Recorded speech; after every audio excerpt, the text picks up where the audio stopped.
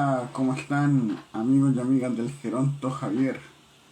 Estamos estrenando un micrófono nuevo, así que vamos a ver cómo se escucha.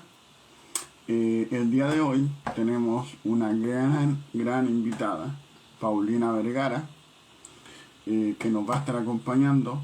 Ella es geriatra y como le comentaba en la historia, eh, hay un déficit de geriatra en Chile, que hay uno cada 15.000 personas mayores. La recomendación es uno cada 5.000. Así que qué bueno tenerla acá. Ahí se está conectando y la vamos a invitar al tiro para que pueda participar. Eh, Saludo a Fer María de Los Ángeles.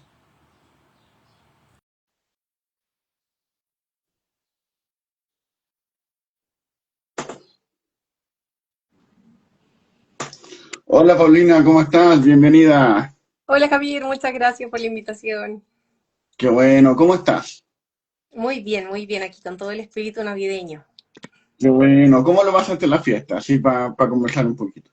Bien, la verdad es que cada vez uno valora mucho más estas instancias como espacios para encontrarse con la familia, las personas que uno quiere. Y la verdad es que en el equipo de la unidad de memoria donde trabajo hay gente con harta energía y ganas de hacer cosas, así que el equipo prendió y hasta villancico anduvimos cantando para los pacientes. Oh, qué Así que estuvo bueno. bonito, muy bonito. Esperemos que se replique el próximo año. Qué buena. Ahí la unidad de memoria tiene un Instagram, así que después ahí le vamos a pasar todos los datos. Pero unidad de memoria, ¿cómo es el nombre, Paulina? Ah, es unidad de memoria del Hospital Guillermo Gran Benavente. Entonces, nuestro Instagram de la unidad es memoria, me parece, HGGB. Sí, ahí puede ser que me equivoque como exactamente en la sigla, pero esas son como las palabras clave. Claro, pero si usted lo busca como, mira, acá lo tengo, unmemoria.hggb. Eso, sí, Así porque es el que, nombre del hospital, como Hospital Guillermo Gran Benavente, que es el perfecto, Hospital Regional de Concepción. perfecto. Así que todo lo que le vamos a hablar, el contexto viene de ahí, así que eso. Paulina, tú ya nos adelantamos un poquito, pero ¿desde dónde nos acompañas? ¿Desde qué parte? Yo los estoy acompañando desde Concepción, específicamente estoy viviendo en la comuna de Chiguayante, pero mi trabajo se lo desarrollo en Concepción. Perfecto. ¿Algún problema con los incendios o nada por allá? O por lo menos hasta ahora parece que estuviera controlado, o por lo menos no, hasta aquí parece que la noticia que ha ocurrido no está tan divulgado fuertemente, pero sí es algo importante siempre en la región porque hay espacios con hartos árboles, el tema forestal es algo importante por acá, así que Claro, eh, sí, es una preocupación muchas veces dentro de la zona. claro, perfecto. Pero todo bien, así que le vamos a dar nomás.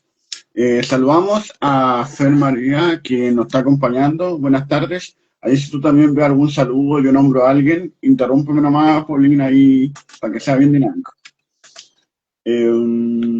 Bueno, entonces te queremos pedir primero, Paulina, que te presentes igual tú y en este espíritu de que no importa la edad, ¿sí? Del edadismo, ¿sí?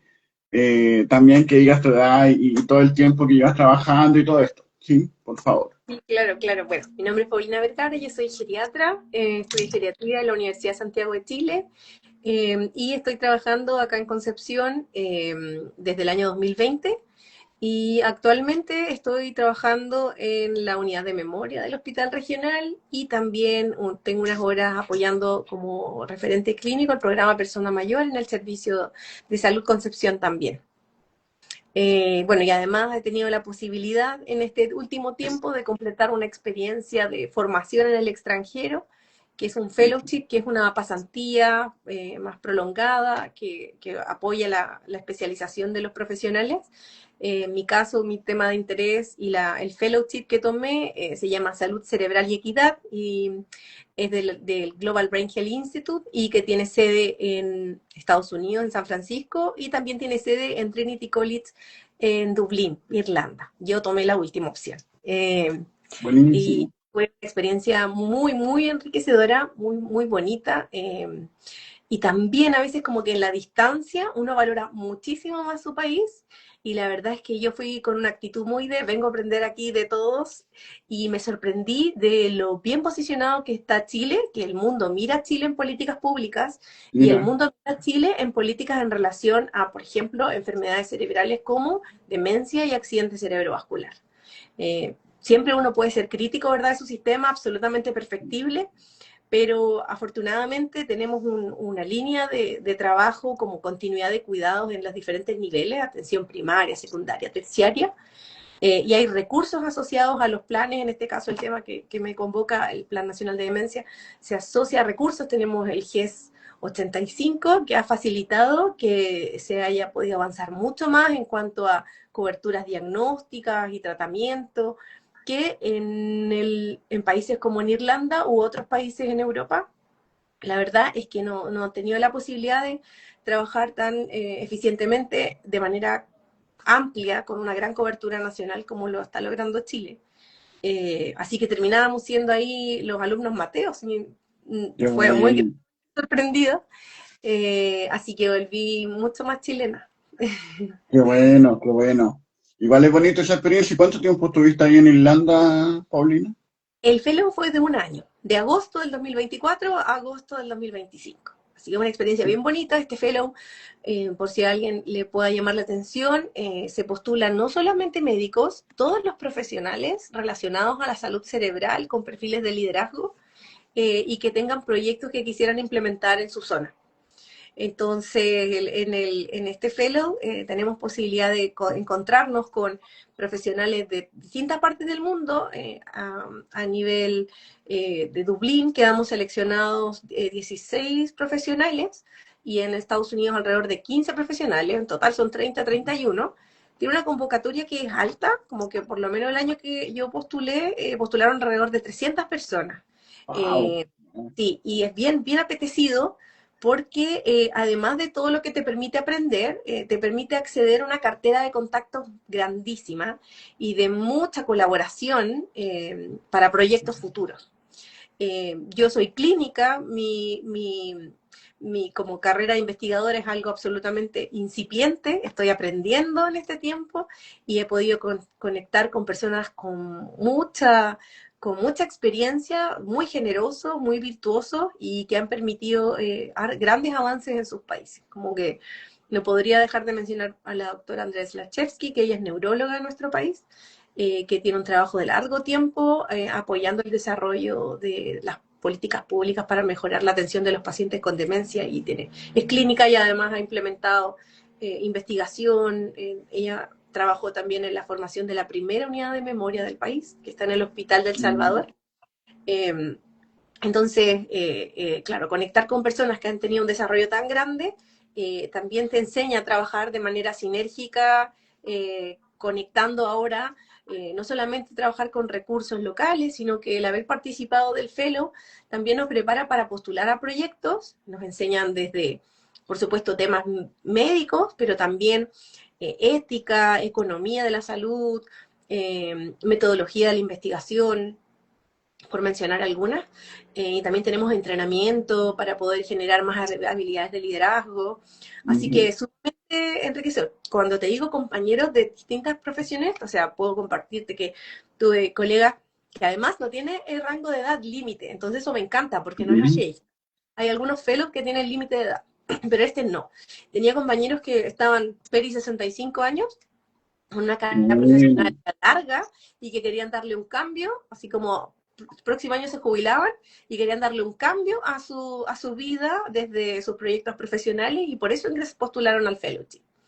Tenía mira, compañeros que eran epidemiólogos, psiquiatras, otras geriatras de México, pero también tenía compañeros que eran ingenieros que trabajaban en cuanto a salud cerebral desarrollando tecnologías para diagnóstico y compañeros que eran directores de museo, que también estaban muy sensibilizados a la salud cerebral. Entonces, qué bueno. enriquece mucho los proyectos porque había harto proyecto también relacionado tanto como a la capacitación, generar un puente entre la ingeniería y la medicina, y también hartos proyectos ligados al arte y la salud cerebral. Mira, qué bueno, no, súper interesante. Ojalá tener tiempo. ¿Cuántos compañeros eran? Eran Éramos, 30. en Dublín éramos 15 personas. Ya. O sea, Ah, tú puedes sí. mirarlo en algún momento si te llama la atención y si incluso puede ser para ti postular también. Revísalo, se llama Global Brain Health Institute, GBHI, y se genera una comunidad bien bonita. Tiene ya 10 años funcionando y esto Ya. se creó con dineros de un filántropo que tenía mucho capital, mucho dinero, y que en vida quiso donar su fortuna y vivir como un simple mortal. Como que hay un libro que habla de él, que es Chuck Phoenix, que es el hombre que está detrás del duty free. Todos quienes hemos tomado un avión en algún momento. Ya, Eh, sí, las comunidades que reparten. Duty free es como cuando tú compras cosas que se supone que están sin el cargo, ¿verdad? Del Sí. IVA. Él estaba detrás de eso y, claro, ha hecho mucho dinero, lo donó en vida, y entonces hay un libro de él que dice como el millonario que no lo fue. Él donó toda su fortuna y se quedó solo con su departamento. O sea, de hecho, cuenta, por Wow. ahí yo no he leído el libro, pero lo que aprendí estando en el Fellow es que él incluso se quedó sin departamento, como que hasta la misma fundación dijo como no, hay que comprarle un departamento, y le dieron su departamento. Imagínate como lo virtuoso, lo altruista máximo. Claro, claro. Y, y gracias a eso, el programa que yo participé es uno de 7 programas que están ligados a la equidad. Algunos van como en relación a la equidad en género, pero hay, o sea, son 7 programas, 10 años funcionando, y al menos el que yo participé, éramos 30 en total, que nos cubría la formación, nos daba un estipendio, un sueldo mensual para mantenernos. Los costos de vida en Europa son bastante altos, sobre todo en inmobiliaria, y Claro. también teníamos como un viático para participar de congresos internacionales donde podíamos presentar algún trabajo, y también nos da la posibilidad de postular a un fondo como becado, como fellowship de GBHI, de Alzheimer Association, por $25.000 para implementar un proyecto que beneficie el lugar donde nosotros nos desarrollamos. Qué buena, qué buena. Paulina, y a ti siempre te gustó, ahí vamos a entrar el tema de los geriatras, sí, pero quiero sacarte el jugo un poquito para conocerte más y que la gente también te conozca.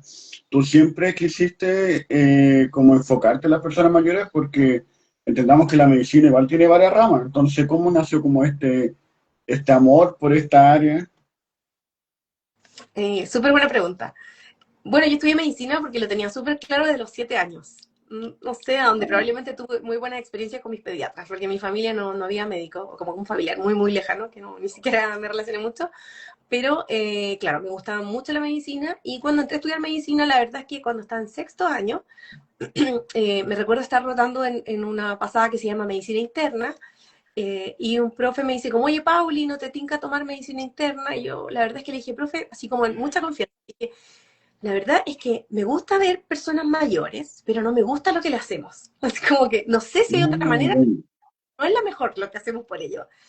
Y entonces él ahí me dice, mira, entonces tú estás para geriatra. Y yo nunca había escuchado la palabra geriatra, sexto año de medicina. Yo estudié en la wow. Católica del Norte, fui a Coquimbo a estudiar, eh, y ese mismo día, así terminé la pasada aquí, pasando los pacientes, conversándolo con mi tutor, y me fui al computador y pongo en el Google geriatría. Y cuando leo la definición de geriatría, dije, todas las noches sin dormir y el estrés de estos años de Oh, vida valen la pena, así que soy geriatra. Con esa convicción, yo no podría haber sido un médico general muy feliz, no tenía ambición de una especialidad hasta que conocí que existía la geriatría. Así que ahí, con puras patas nomás, pues le escribí a la PUC en ese entonces, que era donde yo sabía que tenían geriatría, y les pedí si podía pasar con ellos un mes para conocerla. Así que me aceptaron al año siguiente, pasé con ellos un mes, y fue maravilloso. O sea, dije, yo quiero hacer esto el resto de mi vida. Y tuve la suerte con que mi rotación coincidió con el Congreso Nacional de Geriatría. Entonces ahí yo no, o sea, yo me acuerdo de esa experiencia como salir del closet, así como, ya, oye, qué no bueno, lo qué puedo bueno, negar, esto quiero ser, esto soy, como que me qué encontré mi lugar en el... bueno. Sí. Y bueno, y sin duda tiene que ver también con una experiencia de vida. Yo soy la mayor de 3 hermanos y mi mamá es hija única, así que toda la vida mi abuelita ha vivido con nosotros. Así que tuvimos Mira, la suerte, ahora que, bueno, la vida me ha permitido el regalo de ser mamá, veo muchas cosas que antes uno las daba por hecho, y es que, claro, tuvimos la suerte de contar con ella para que mi mamá trabajaba mientras nos criaba también, entonces nos apoyábamos mucho en ella. Y fue exquisito, o sea, fue maravilloso contar con su presencia. Y sin duda que lo que yo viví con ella me generó mucha empatía por las personas mayores. Eh, y entonces ella era una persona muy activa, participaba de centros, de casas de adulto mayor, le gustaba cantar, le qué gustaba participar bueno.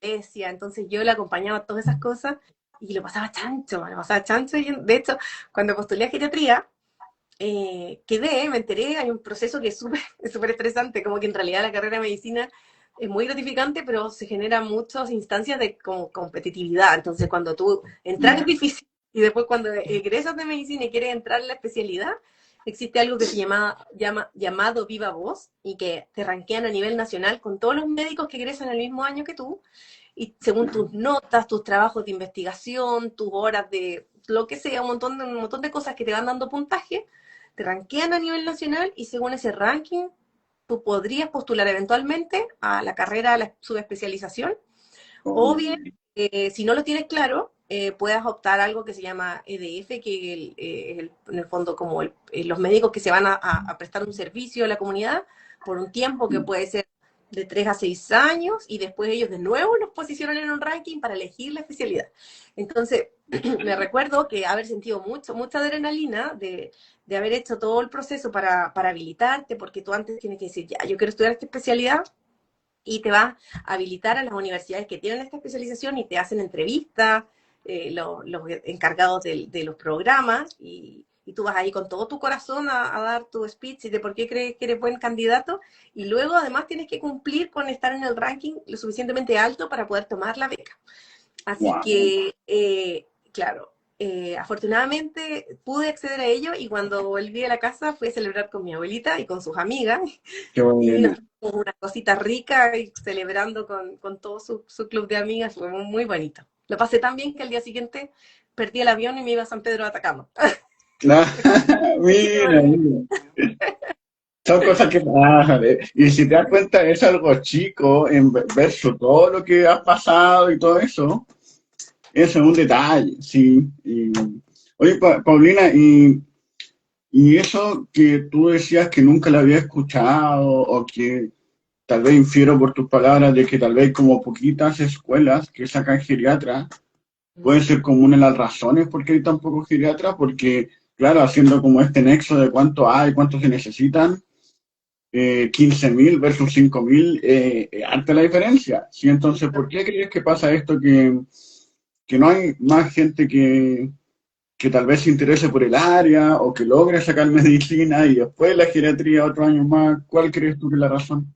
mira, bueno, y pienso que tiene que ver con que igual la carrera es relativamente nueva en comparación a otras especialidades, que se ha ido abriendo espacios y que en general, efectivamente, el número de geriatras es bastante pequeño para todo lo que se necesita y un importante número de especialistas luego se mantienen en Santiago trabajando, lo que genera como una mayor brecha en relación a regiones, ¿ya? Esa fue mi situación cuando yo estudiaba medicina en la Católica del Norte, en Coquimbo. No tuve la suerte de conocer un geriatra en mi formación ni tampoco tenerlo en mi malla curricular. Ahora, gracias a que más geriatras se han ido a regiones y que se han levantado otros puntos de formación, acá en la Universidad de Conce también hay un trabajo de geriatría que ha sido liderado por la doctora Sáez. Ella llegó como hace 12 años, trabaja en el Servicio de Salud Higueras, eso es Talcahuano, pero ha sido un trabajo muy perseverante, ¿verdad?, para poder generar espacios donde crezca la geriatría. Y actualmente ya vemos más geriatras en la región, pero por supuesto nunca vamos a dar abasto todavía. Entonces yo creo que, claro, el fenómeno tiene que ver con esto de ir poblando espacios fuera de Santiago que permitan visibilizar la especialidad para que estudiantes de medicina se planteen esta opción. Eh, y por otro lado también ir haciendo como levantamientos de las necesidades para que los servicios también soliciten estos cargos. En, porque en general los servicios solicitan el cargo y eso se asocia como un convenio donde en su momento yo estudié geriatría en un convenio con el Servicio de Salud Concepción, que gracias a eso yo pude completar mi formación y luego yo tengo como que escribo un contrato con el Servicio de Salud Concepción por el doble de tiempo que duró mi estudio para trabajar con ella. En este caso, geriatría dura 8 años, entonces, o sea, 4 años. Y yo estoy 8 años con un contrato fijo con el Servicio de Salud Concepción apoyando el desarrollo de la geriatría. Y luego uno es libre en el fondo, por lo general, bueno, en mi caso he podido trabajar desarrollando proyectos en el servicio y en el hospital que me hacen querer, en el fondo, independiente de mi tiempo de evolución, permanecer en el servicio público. Eh, pero, pero sin duda que hay muchas instancias, se necesita que las políticas públicas y los recursos vayan asociados a mayor capacitación, tanto no solamente en el área de los médicos, sino que todos los estamentos son muy importantes para que la geriatría pueda tener espacio, justamente porque la geriatría, uno de sus pilares, es el trabajo transdisciplinario. Entonces, un geriatra solo es solo poesía, es letra muerta en la hoja. Uno necesita un equipo para levantar todas esas intervenciones. Eh, bueno, efectivamente, bueno, tuve la suerte de conocer la geriatría y poder escoger esta manera de ir desarrollándome en la medicina. Qué bueno, qué bueno. Y en este contrato que tú decías de quedarse con el servicio de salud y todo eso, ¿eso es para todos los geriatras o fue como tu caso personal que te tocó pasar por esto? Claro, cuando las personas eligen estudiar geriatría o cualquier especialidad, puede ser a través de las becas que entrega, en este caso, como el Ministerio de Salud, que pueden ser becas primarias, que es la que yo tomé. Está la otra línea como las becas asociadas a los que toman son médicos general de zona, que por lo general se van a sitios más rurales, o ahora también están las opciones más urbanas y también tienen que hacer un trabajo y luego se especializan. Y hay algunas que también tienen la posibilidad de ser como autofinanciados, donde la gente paga su especialización y luego es libre de elegir dónde trabajar. Ya, Pero perfecto. claro, es caro. En el fondo, subespecializarse es caro. Entonces, la mayoría optamos por esto como un trabajo ya sea a través de las becas primarias o a través de los médicos general de zona. Perfecto. Ahí saludamos también a Maribel Tronco Singer. Eh, no es familiar mía por si acaso, sí, pero casi, sí. Eh, Hilo Pevar, mucho gusto. Cristian Larre, mucho gusto. Flara Gonk, que es Flavia, que participamos en un podcast que va a salir en un tiempo más sobre salud mental masculina, que tiene mucho que ver con lo que vamos a hablar en un ratito más. Y Janet Flores 1203. Bueno, eh, conversando estos temas y planificando con Paulina qué es lo que íbamos a hablar, de repente ella me hablaba de salud cerebral. Y decía, bueno, hablamos de salud mental. Y era como, no, salud cerebral. Hay una diferencia, así para que la gente lo sepa. Y también el concepto, yo lo escuché hace poquito en el Congreso Futuro que hubo una actividad de salud cerebral. Y me llamó mucho la atención porque no sé si se está dejando de hablar de salud mental, cambió el concepto, o son dos cosas distintas. ¿Nos puede aclarar un poquito eso, Paulina, por favor? Sí, bueno, efectivamente, cuando hablamos de salud mental y salud cerebral son conceptos como que parecieran que son diferentes, pero la verdad es que están muy interconectados. Cuando hablamos de salud mental, más bien se refiere como a un estado de bienestar en que la persona reconoce y se puede desarrollar en sus capacidades, puede enfrentar el estrés en la vida cotidiana y puede dar cara a sus funciones, ya sea trabajando o en las funciones que desarrolle día a día y contribuye de esa manera a la comunidad, donde el foco principal está como ligado al bienestar emocional, psicológico y social, ¿ya? Entonces, y en tanto cuando buscamos definiciones de salud cerebral, están más bien ligadas como al funcionamiento óptimo del cerebro a lo largo de la vida, que permite mantener las capacidades cognitivas y que estas pueden ser la memoria, la atención, el lenguaje, por mencionar algunas, que este funcionamiento permite regular las emociones y la conducta, permite adaptarse a las demandas del entorno y también reducir el riesgo de trastornos neurológicos o, por ejemplo, deterioro cognitivo. Y aquí el énfasis está más bien en el estado biológico y en la función del cerebro, y que incluye procesos neuronales, fisiológicos, cognitivos. Y ahora, entonces, como hablábamos, en el fondo, no son campos aislados, sino que están profundamente interconectados porque los dos coinciden en que necesitamos, ¿verdad? dar cara a un funcionamiento, poner en el centro la capacidad de funcionar adecuadamente en la vida diaria, ¿ya? Y que finalmente parten factores de riesgo similares, ¿ya? Como genéticos, ambientales, determinantes sociales, como la desigualdad, la discriminación, el aislamiento, que son cosas que se han podido evaluar como muy, muy importantes. Y por supuesto, los estilos de vida.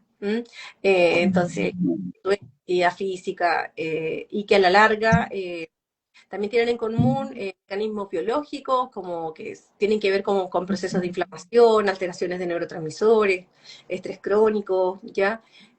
O bien también cambio en sistemas como inmune, endocrino, metabólico, que van a traducir igual una alteración en estos elementos. Entonces, finalmente está muy, muy interconectado. Perfecto, perfecto, súper bien. Vamos a hacer un ejercicio porque hablábamos también de que hay falta de geriatra, entonces hay que aprovechar a Paulina, ¿sí? Si una persona mayor que está, pucha, no sé si está bien usado el término, ahí tú me corriges, pero está bien, si está bien de salud mental, de salud cerebral, etcétera, y dice, va a tu consulta, ¿sí? Y dice, Paulina, necesito herramientas para prevenir, ¿sí? Mm, Algunas cosas que he visto en mis padres, porque puede pasar algo así. sí, claro. Eh, ¿tú cómo abordarías esa situación? ¿Qué le diría a esa persona mayor? Bueno, efectivamente, dentro del enfoque de la geriatría, que no lo habíamos alcanzado como a completar, era que efectivamente la geriatría entonces es una rama de la medicina que se dedica a la atención tanto en la prevención, el diagnóstico y el tratamiento de enfermedades y síndromes geriátricos que se presentan en las personas mayores, ¿ya? Hablamos de personas mayores definidas como la OMS sobre 60 años, y la verdad es que, o sea, hoy día los 70 son los nuevos 30, o sea, la gente funciona muy bien. Entonces, Claro. claro, existen distintos como escenarios en los cuales podemos tener un abordaje en la atención geriátrica y sin duda lo más gozoso de la vida es ver a una persona mayor que vaya para prevención. Ya es maravilloso. ¿Ya? Y sí, o sea, es importante, en geriatría se trabaja con una herramienta que se llama valoración geriátrica integral, y es que no solamente se evalúan los elementos biomédicos que tienen que ver como qué enfermedades tiene, qué medicamentos usa, si ha estado operado o no, enfermedades, antecedentes familiares, alergias, cosas como ese estilo, sino que también es muy importante en la atención con un geriatra, siempre se va a evaluar lo funcional, o sea, la edad en sí misma es un factor pobre y justamente cuando nos dejamos llevar solo por la edad es muy fácil caer en una discriminación por edad, que es como este concepto del ageísmo. Entonces es más bien la funcionalidad lo que nos va a dar la punta de la flecha hacia dónde y hasta dónde tratar, ¿ya? Eh, También incluye la valoración de la esfera cognitiva, afectiva y también la social, ¿ya? Porque en el fondo es súper importante en la persona mayor conocer cuáles son sus redes. Sabemos que el aislamiento es un factor de riesgo, por lo tanto, si tenemos claridad de que este paciente tiene redes, ya sea a través de familia, vecinos, comunidad, vamos a poder tener más elementos para poder trabajar con él. Sobre todo cuando son escenarios en los que no es tanto prevención, sino que ya hay una patología, ¿ya? Entonces, en definitiva, la valoración genética integral va a querer evaluar todos estos elementos y hay algunos test que nosotros podemos hacer para establecer si existen algunos síndromes geriátricos que a veces hay personas que en buen chileno como que tienen buen lejos, como no, Claro. está súper bien, ¿ya? Entonces hacemos algunos test de screening para ver si existiera por ahí quizás algún deterioro cognitivo inicial, que pueda ser en componente más bien leve, es decir, que no tenga impacto en la funcionalidad, eh, y entonces ahí podemos apoyarnos en eso, pero también existen otras evaluaciones para poder establecer si existe fragilidad, que es un síndrome geriátrico que tiene que ver como con las reservas disminuidas, las reservas fisiológicas disminuidas, que genera que un paciente mayor pueda tener más riesgo de tener algunos elementos finales más complicados. ¿A qué me refiero con esto? Como mmm, si una persona es frágil y se enfrenta quizás a un proceso infeccioso como una infección urinaria, tiene más riesgo de desarrollar complicaciones tanto en la hospitalización, perder funcionalidad, ¿verdad? Versus una persona que es lo que no es frágil, en el fondo es robusto, ¿ya? Probablemente a esa persona le va muy bien, la misma infección quizás no transmite y no significa un riesgo para su independencia.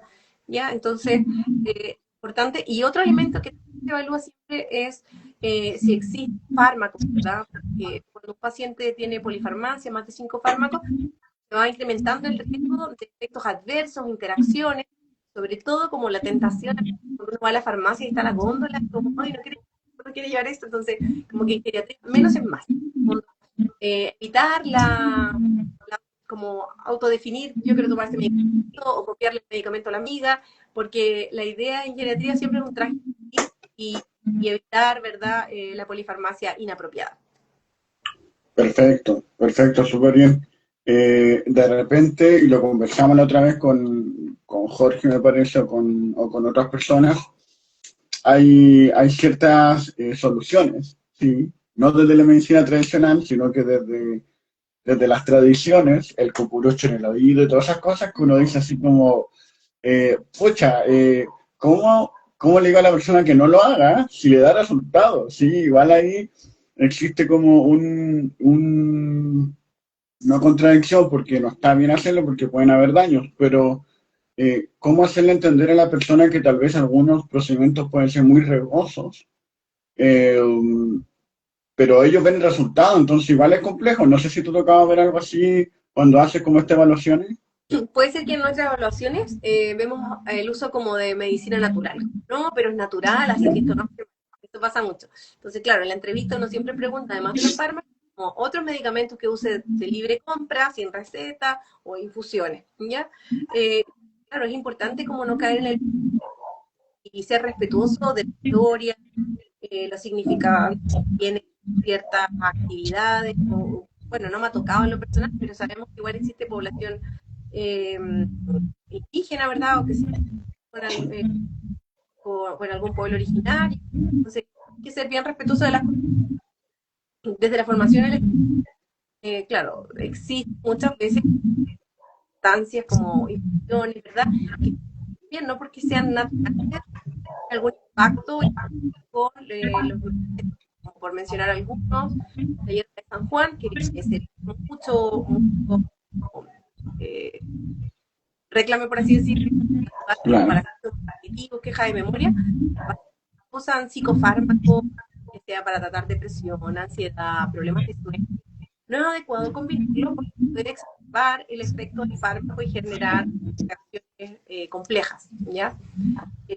Y también otro momento, yo lo veía, igual me tocaba mi abuelita sigue viva, pero ya ella tiene una demencia que está en etapa avanzada, pero en años anteriores, cuando ella está muy atenta a lo que decían sus amigas, qué sé yo, o lo que dicen en la tele, como el superalimento que está de moda por la semana, claro, por ejemplo, con la cúrcuma, también no es recomendable usar fármacos que tengan efectos antiplaquetarios o anticoagulantes porque aumenta el riesgo de sangrado, por mencionar algunos, ¿ya? Entonces, claro, es importante hacer esa educación para que las personas no vayan a generar algún consumo que represente un riesgo con los fármacos que ellos usan. Entonces, de todas maneras, una que no tenga patologías controladas, sí se va a beneficiar de una pediatra porque pueden generar estrategias para precisamente mantener un buen nivel de funcionalidad. Si es un paciente robusto, exquisito, maravilloso, se trabaja para mantener prevenir otros síndromes como por ejemplo, la sarcopenia, que tiene la pérdida de masa muscular, fuerza, de funcionalidad. Entonces, es importante que el trabajo de la valoración pediátrica como adelantar en lo posible a la instalación de patologías y generar hábitos y conductas que sean bien protectoras de y un buen nivel. Ahora, si una persona es producto de patologías, ¿verdad? Muchas veces pueden ser patologías musculoesqueléticas, artrosis, a veces tienen algún es importante como el dolor, tratar, evaluar las causas, y así también otras situaciones que se pueden presentar con mayor en la vejez. Hay que entenderlas como que es parte del parto, sino que siempre hay que consultar si existe incontinencia, si existen caídas, si queja de memoria. Eso no es parte del parto. Entonces, también es importante para los familiares que a veces desde la edad pues, normalizamos siendo normal, porque mal dicho, en el fondo esto, usted lo diga, porque en el fondo estudiarse, estudiar este tipo de situaciones para poder recuperar la vida. Claro, perfecto, no, súper, súper claro. Eso es lo importante, o sea, el respeto, obviamente, por sobre todo, y tal vez si no está viendo algún doctor o algo así, pucha, a veces igual uno recibe comentarios de personas, estoy seguro que Paulina no, sí, pero de otros doctores, sí, de otras especialidades, que claro, por ejemplo, le hablan al paciente y no le hablan al adulto mayor, o le hablan a algún familiar, perdón, entonces, o que la trata así. La otra vez conversamos con unas personas y le decía, sí, cuénteme, y como que le gritaba, y de repente la profesional que estaba al lado del adulto mayor le decía, "Oye, no le grites, si no tiene problemas al oído, ¿sí? Lo que tú decías, o sea, a veces asumimos que por la edad tienen ciertos problemas, pero bueno. También queremos saludar a quienes se conectan, a Ignacio Celer, que ahí nos estuvo acompañando también con un programa, Pauli.mesa, Jovita Verdejo, Doctor Palma Diputado, que puede ser Gabriel, que ahí está manejando las redes sociales, al cual le mandamos saludos, y Fran Perrotti. Eh, Delante conversamos, Paulina, de tu experiencia en el extranjero, y que también nos comentabas a nivel nacional que para todos los que se han ido integrando, que estamos bien valorados, ¿sí? Dejemos en claro, ¿sí? Estamos bien valorados, a pesar de todo, sí, hay harto que No, progresar, estamos bien valorados en el extranjero. ¿Qué experiencias también tú has podido observar en cuanto a esto de salud cerebral o de todo lo que hemos hablado, tanto en el extranjero como a nivel más local? eh, el desarrollo de estudios que incluyan a personas mayores para poder establecer cuáles son los protectores o asociados por mejor tratamiento. En Irlanda, un estudio que se llama como, en el fondo es como la sigla de en inglés que viene siendo como Nacional Irlandés, ¿no? Y que es un estudio que intenta justamente evaluar elementos que puedan favorecer un mejor envejecimiento y ellos también como que quieren posicionarse como el mejor lugar del mundo para envejecer. Me encanta, o sea, encuentro súper ambicioso y necesario. Eh, y efectivamente mostró, estos estudios que las personas mayores que tienen mayor potencial y control cardiovascular van a poder mantener por salud cognitiva. Dicho en otra palabra, como menos riesgo de patologías como depresión o demencia. Eh, Paulina, ¿te puedo interrumpir un poquito? sí. Mira, al parecer hay un problema. eh, yo estoy acá al lado con un monitor por si acaso, ¿sí? Ujú. Viendo cómo va todo. Y a mí en un momento en la tablet que estoy transmitiendo ahora se cortaba un poquito el audio, Ok, ok. pero la transmisión del computador se veía bien.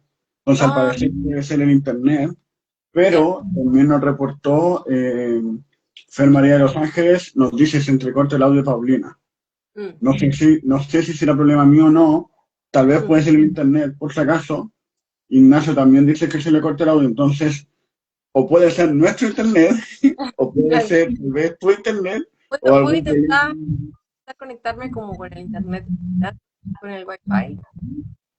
Ya, si quieres puede hacer ahí una prueba, por mientras si quieres, eh, ¿Todo sigue bien? eh, Veamos le cómo. mandamos, le mandamos saludos a toda la gente. Ahí también díganos si se escuchan bien nuestros audios, por favor.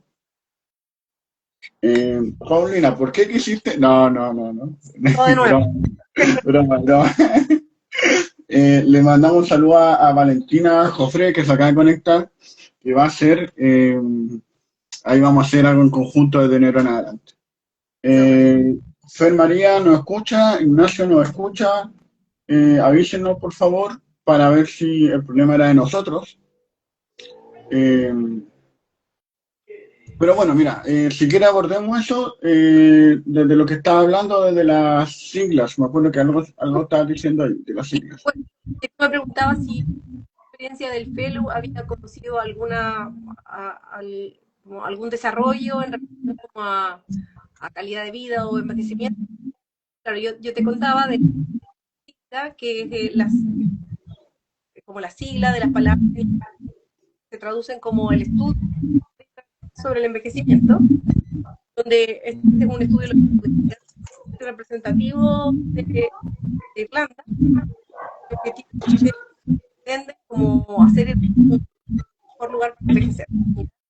Eh, Disculpa, Paulina, parece que se corta. ¿Se corta de ¿Eh? nuevo? Sí, pero a ver, ¿y puedo buscar con algún audífono o te complico? Sí, no, si puedo buscar uno. Dame un Ya, segundito. tranquila, tranquila. Estamos en vivo y en directo compartiendo con Paulina, geriatra, ¿sí? Eh, Sonia Brito, mucho gusto, bienvenida Sonia, qué bueno verla. Ahora se corta más que antes. Oh, Eh, peor, ya, voy a volver a ver, y ahí veo, volvamos al Wi-Fi, ¿o no? ¿Qué estás con Wi-Fi? Ya. sí, ahí, a ver si se Eh, escucha mejor. Vargas Lourdes Fernández.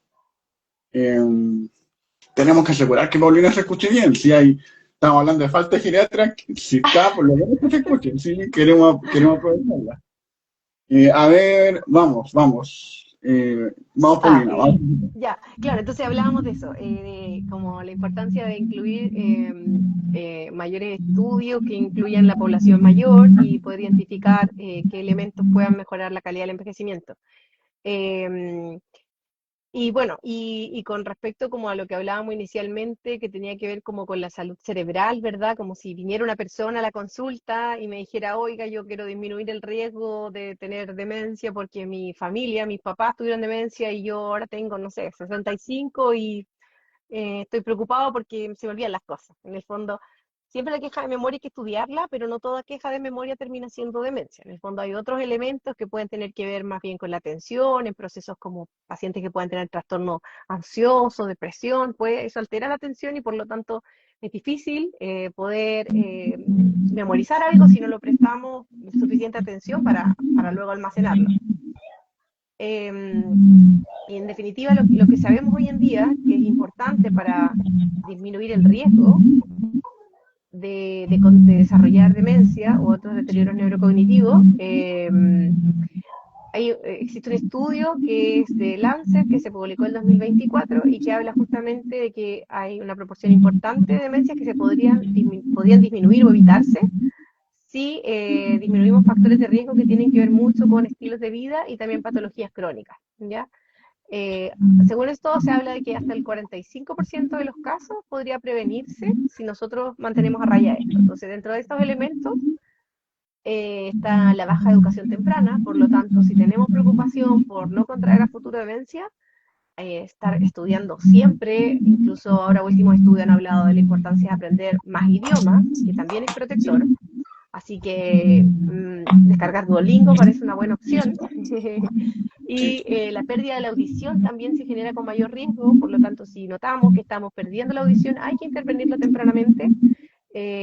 También la hipertensión, así que es importante tener a raya otros elementos que van acompañados también, como el tabaquismo, la obesidad, que aumentan el riesgo de hipertensión o dificultan el tratamiento. ¿Y qué pasa si ya soy hipertenso? Como que estoy sonado. ¿Ya puede tener demencia? No, pues si tengo una patología controlada, tengo menor riesgo también de desarrollar. Y lo mismo con otras situaciones como diabetes, por ejemplo, o el consumo excesivo de alcohol, y también la depresión, ¿ya? En el fondo no hay que tenerle miedo a hacer un diagnóstico o tener depresión, lo importante es poder someternos, permitirnos completar un tratamiento que va más allá de lo farmacológico, sino que también va de la mano con la psicoterapia e incorporar elementos que contribuyen a la salud cerebral como son la actividad física. Dicho de otra manera, la inactividad, el sedentarismo, también representa un mayor riesgo de desarrollar patologías cerebrales como la demencia, ¿ya? Y la exposición a traumatismos craneales o la contaminación del aire también se ha evaluado como un elemento de riesgo para desarrollar demencia. Así que a considerar ahí dónde queremos vivir para, para tener menos riesgo de desarrollar demencia. Vivan en regiones, ese es como un Claro, mensaje. vivan en regiones, ese es el eslogan. Geriatras, váyanse a regiones. Y bueno, el aislamiento social y problemas de colesterol, ya alto también, y la pérdida de visión. Ya ahora, estos elementos como que ponen mucho sobre como responsabilidad sobre la misma persona. Pero la verdad es que también han habido estudios, recientes investigaciones lideradas por Agustín Ibáñez y Joaquín Migeot, a quienes yo tuve el gusto de conocer y trabajar con ellos en el Fellow. Si no los conocen, los recomiendo que los sigan en Instagram, lean sus papers, su trabajo es muy bueno. Y ¿Cómo se llaman? ¿Cómo se llaman? Agustín Ibáñez y Joaquín Migeot. Perfecto. Joaquín Migeot es una criatura muy juvenil, debe tener unos tiernos 27 años, es chileno y ya publica en revistas de alto impacto y hace un trabajo muy interesante porque pone la importancia de la prevención de enfermedades como la demencia, no solamente en lo biomédico, sino que también en los determinantes sociales de salud. Entonces, por ejemplo, la exposición a baja educación, inseguridad alimentaria, recursos financieros limitados en el fondo, o acceso a dificultad en atención médica, se relacionan con una peor salud cerebral y mayor riesgo de demencia. Y en el fondo nos hablan de que los determinantes sociales no actúan como factores aislados, sino que también van limitando la capacidad real de las personas de generar o adoptar comportamientos saludables. Porque si pensamos en una persona que tiene un ingreso muy bajo, que no le permite decidir voy a trabajar menos horas para poder dormir bien, para tener relaciones interpersonales saludables, para tener tiempo para hacer actividad física, y trabaja de sol a sol, trabaja lejos de su casa y pasa largas horas viajando, probablemente esa persona va a tener mucho menos posibilidades de modificar su estilo de vida. Entonces, de pronto cuando nos quedamos solos con la mirada como biomédica, como la revisión Lancet, como que podríamos aumentar el estigma de las personas con demencia, porque es como, bueno, pero por su culpa. Pero la verdad es que si vemos otros elementos, los determinantes sociales van a ser tan potentes como los que planteamos recién, como ser hipertenso, tener problemas como depresión no tratada, baja actividad física. Entonces es un fenómeno que en el fondo nos llama a tener una mirada crítica de que también se hace necesaria políticas públicas que permitan tener una mejor calidad de vida, que nos protejan no solamente en cuanto a salud cerebral, sino que todo finalmente va a sumar. O sea, si tenemos la posibilidad de alimentarnos bien, tener tiempo para alimentarnos bien, porque si la gente solo vive para trabajar, probablemente consuma ultraprocesados y aumenta el riesgo de patologías metabólicas, ¿verdad? Y a la larga, patologías cerebrales. Entonces, es como una cadena de situaciones que van dificultando cultivar salud cerebral, pero que no es solo salud cerebral en el fondo.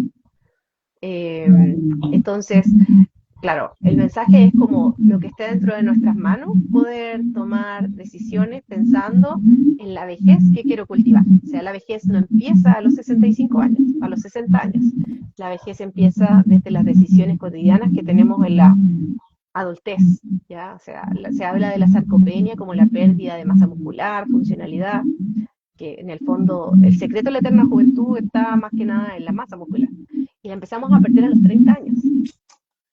Mira, la otra vez veía ahí una foto que publicaban, como uno está como relacionado en esta temática, realmente salen como ciertos mensajes de personas afines a los gustos, y decía, medio en broma, medio en serio, decía, no le doy el asiento a la adulta mayor porque sé que está fortaleciendo sus músculos. Pero ¿cómo? Digo, obviamente es un tono humorístico, hay que darle el asiento a la gente, no eso, pero tenía como... tenía sentido. Está fortaleciendo el músculo, está haciendo más autovalente, ¿sí? Claro, claro. Bueno, pero sigue siendo socialmente más valorado ceder el asiento. Claro. Porque, por cualquier eventualidad. Pero efectivamente, o sea, el mensaje es, o sea, la la calidad del envejecimiento que tengamos depende de las decisiones cotidianas. O sea, hay mucho que igual tiene que ver con lo que pasa hasta intraútero, en nuestra infancia, en nuestros primeros años de vida, pero poco control tenemos sobre eso. O sea, como que ya está. Quizás si somos padres o tenemos niños cerca a los cuales poder apoyar y favorecer para que tengan mejor calidad de vida, maravilloso. Pero si no, si se trata de nosotros, en el fondo desde que ya empezamos probablemente ya empieza a trabajar y hacerse cargo de sus decisiones, que almuerzo, dónde vivo, dónde trabajo, cómo me desplazo, en qué invierto tiempo, Claro. van a determinar la calidad de nuestra vejez. Paulina, No es un problema del futuro. claro, Paulina, mira, se nos está acabando el tiempo, pero nos quedan algunas preguntas. Ujú. Ignacio, te quiero hacer una pregunta desde el chat. Nos dice, me gustaría preguntarle a la doctora si tiene experiencia con los parches de ribastimina, perdona, soy trabajador social. Primera vez que lo uso para tratamiento de demencia tipo Alzheimer o demencia vascular. Sí, mire, efectivamente, bueno, en la canasta GES lamentablemente no tenemos la posibilidad de ofrecer parche de riostigmina por ahora, pero efectivamente es una opción muchas veces cuando los pacientes tienen algunas contraindicaciones para manejar otros fármacos de primera línea. Y siempre en el fondo evaluando de manera integral el paciente puede ser una buena opción. Sí, están descritos en el fondo como desde la evidencia. Lamentablemente, claro, si es un paciente que se atiende actualmente por el 35, tenemos otro tipo de prestaciones que usamos un perfil de antidemenciantes como es el donepezilo, la memantina, que están indicados en algunos tipos de demencia y en sí mismo el medicamento aporta una patita del tratamiento, pero en el manejo de la demencia el aporte de lo farmacológico es bastante discreto alrededor del impacto que tiene otras intervenciones como es la actividad física regular, un adecuado manejo ambiental, un cuidador informado. En la medida que el cuidador entiende la enfermedad y entiende que la manifestación de la patología, en este caso la demencia, tiene que ver con una merma probablemente de la memoria, pero también tiene una expresión en pérdida de la independencia y tiene expresión en otros elementos como la expresión de trastornos conductuales. ¿Ya? Y que eso puede generar mucha necesidad a veces de aprendizaje, poder acompañar esto, que es como el manejo ambiental, como el mantra que se puede resumir en validar, no contradecir, desviar la atención, que siempre va a ser mucho más fácil decirlo que hacerlo, pero va a ayudar a que el cuidador no se sobrecargue tanto y no sea tan necesario echar mano a otros psicofármacos para ayudar al control y la expresión de trastornos psicoconductuales. Perfecto. Paulina, mira, se ha pasado súper rápido, pero no me quiero ir sin hacer esta pregunta, que es el título del programa, ¿sí? Que tiene que ver con cuándo consultar, ¿sí? ¿Cuándo tú dirías que es conveniente consultar al geriatra y también cuándo no? Porque siempre es bueno conocer tu opinión desde tu lado. Cuéntanos un poquito. Sí, yo creo que siempre puede ser un buen momento de evaluarse con un geriatra, porque en el fondo, si no hay elementos como disruptivos, puede ser para planificar cambios de estilo de vida que puedan permitir tener un envejecimiento mucho más funcional.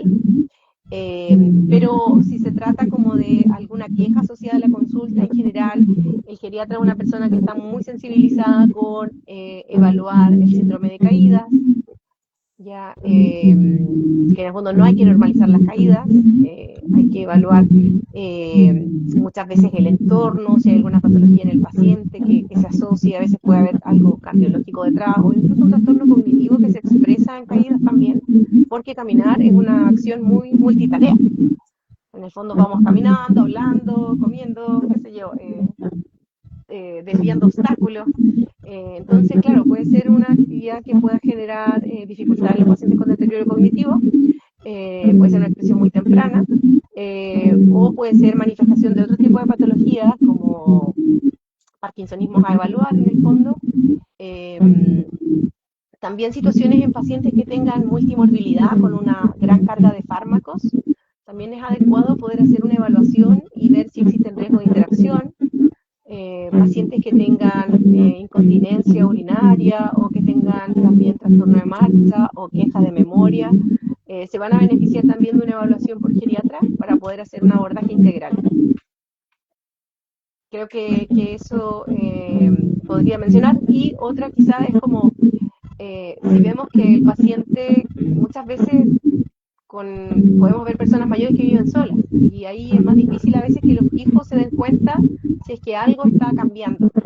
Y cuando eso ocurre, a veces ya es en etapas más tardías de expresión de enfermedad. Entonces, estar siempre evaluando actividades más complejas, que pueden ser las actividades avanzadas, actividades instrumentales de la vida de los pacientes, de las personas en general, como si mi familiar ya no está pudiendo adecuadamente llevar el orden de su pastillero porque se enreda, se la está tomando mal, ojo, eso hay que evaluar, ¿ya?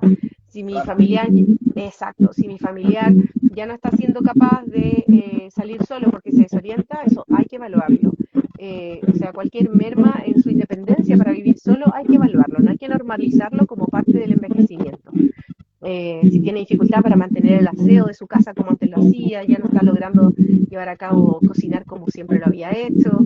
Esas cosas nos exigen tener una alta sospecha diagnóstica para consultar tempranamente, porque lo que he podido ver en la práctica clínica es que muchas veces por ajeísmo, ¿verdad? Que no es una mala intención, sino que es como lamentablemente está un poco asociado el envejecimiento a una lectura un poco negativa de la cosa, como que es normal que uno se caiga, es normal que tenga olvidos, pero eso no es así, porque la verdad es que la mayoría de las personas mayores en Chile son autovalentes y tienen un grado de satisfacción importante en su vida.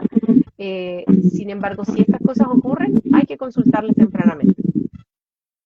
Claro, me acordé del caso de una adulta mayor que ella decía, yo tengo demencia.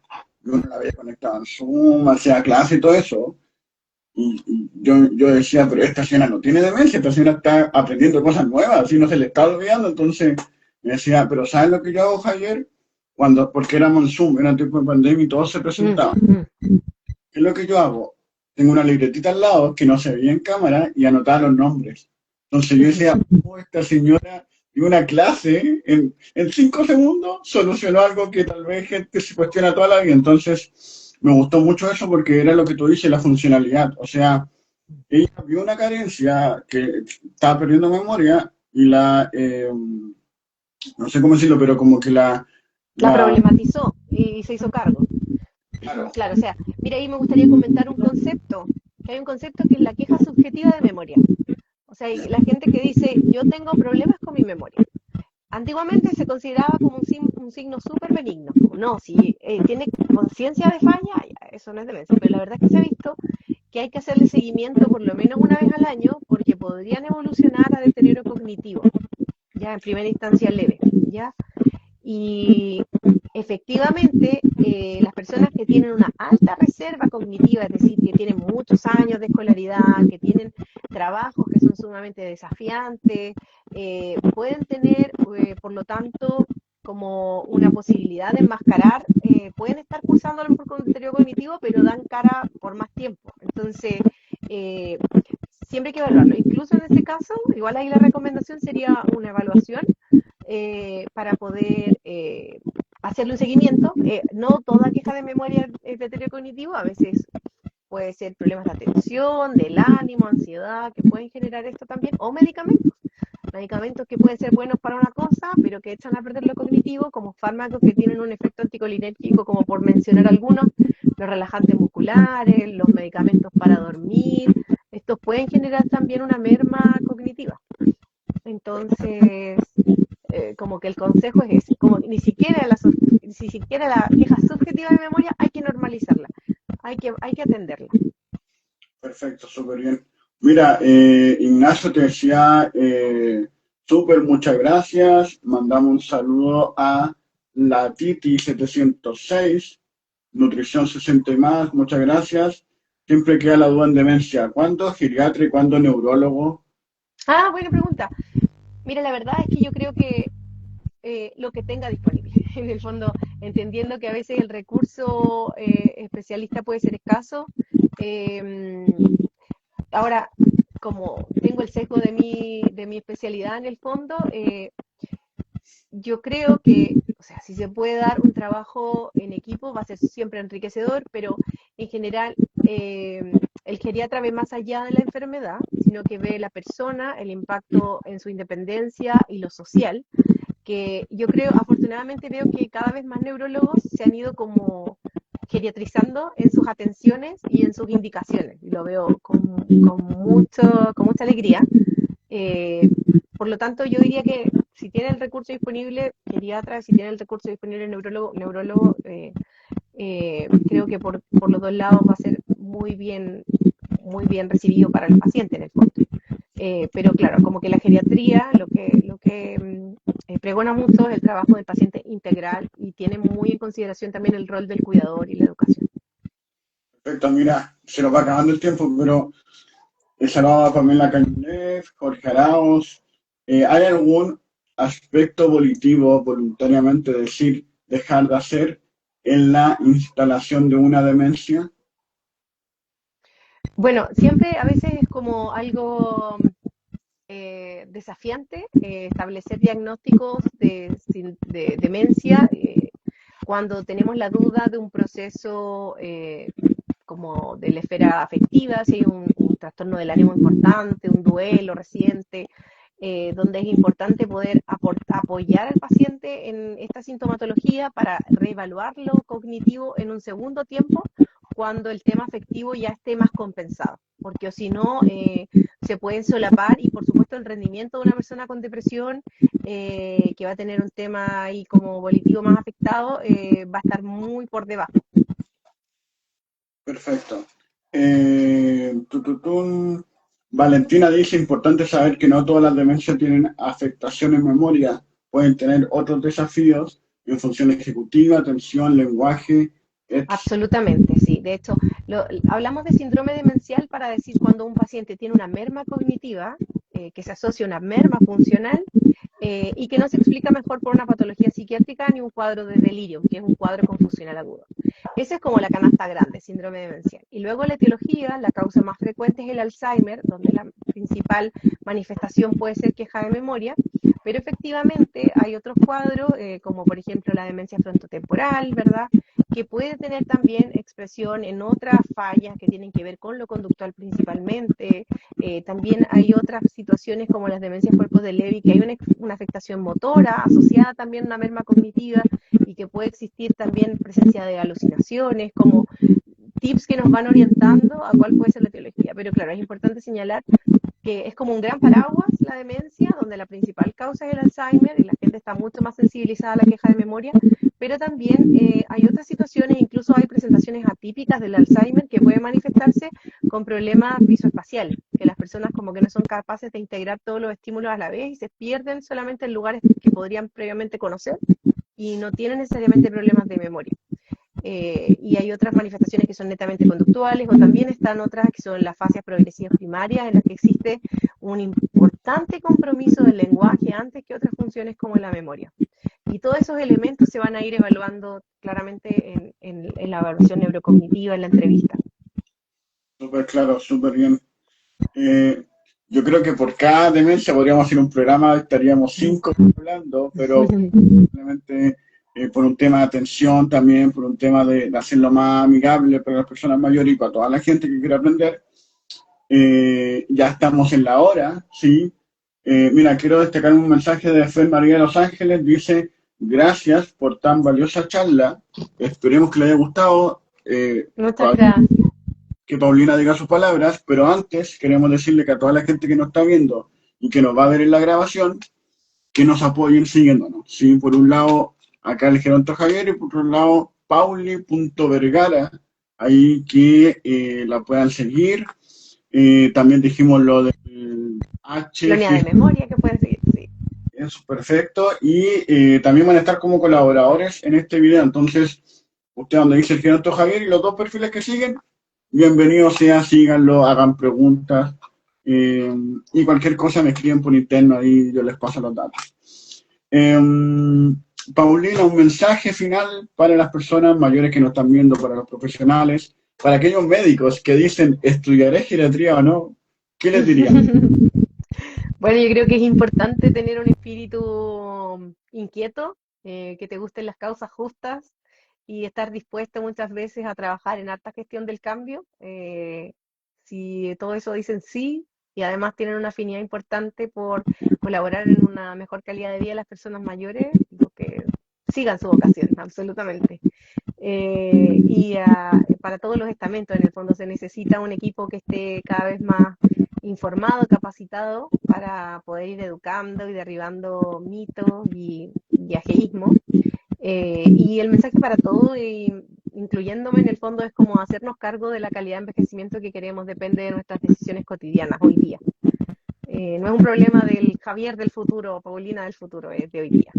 Eso también incluye las relaciones interpersonales y los hábitos que vamos decidiendo. Y te agradezco este espacio, te felicito por el trabajo que haces de utilizar estas plataformas para generar conocimiento. Así que nada, solo muchas gracias. Gracias, Paulina. Tuvimos una geriatra del 2025, sí, lo logramos.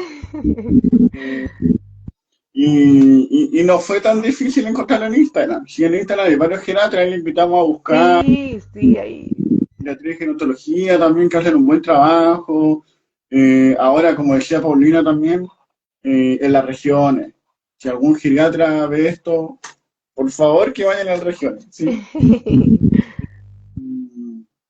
Mira, Ignacio dice, gracias doctora, le escribiré por Instagram para ver si podemos coordinar una charla para las personas mayores del centro diurno de Frutillar, donde yo trabajo. Ah, qué maravilla. Bueno, feliz, encantada de colaborar. Si también necesitan, los puedo poner en contacto también con colegas que también sé que trabajan más cerca, si quieren hacer algo presencial, de todas maneras. Claro, ahí esa es la idea de trabajar en red, ¿sí? Muchas gracias por esta instancia. Isamena 33 acaba de unir, pues si quiere puedes ver la grabación. Súper, sí.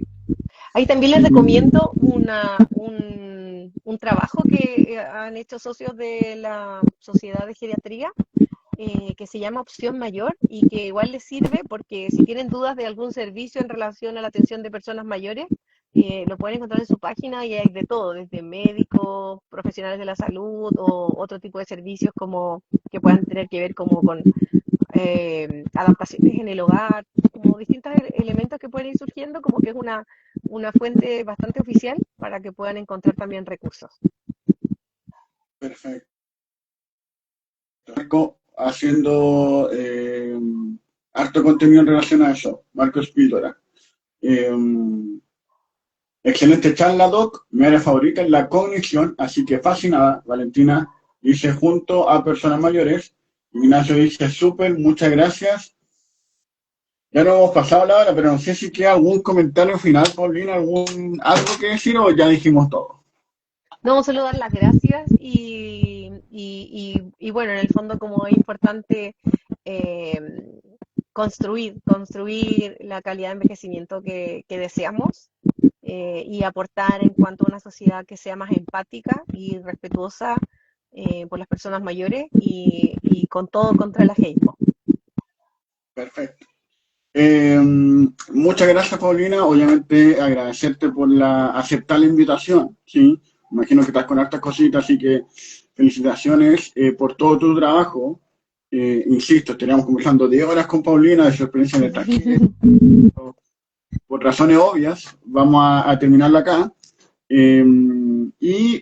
También por tu familia, sí, por la futura persona mayor como hija que ahí nombraste, sí. Felicitaciones por eso y desearte que te vaya muy bien. Si necesitas algo, obviamente acá estamos para colaborarnos. Y todo el éxito en tu trabajo y que pases un muy feliz año, que ya queda poquito, ¿sí?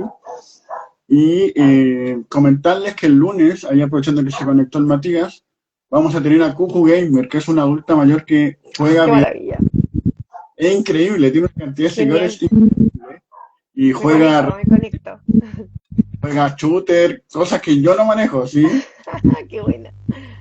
Aprender eso, sí, que pasen un muy buen fin de semana y ya queda poquito para Año Nuevo, nuevas sorpresas Y eso. Muchas gracias, Paulina, que estén muy bien. Chao, que esté muy bien. Chao, chao. Gracias, chao, chao, que estén bien a los demás. Adiós.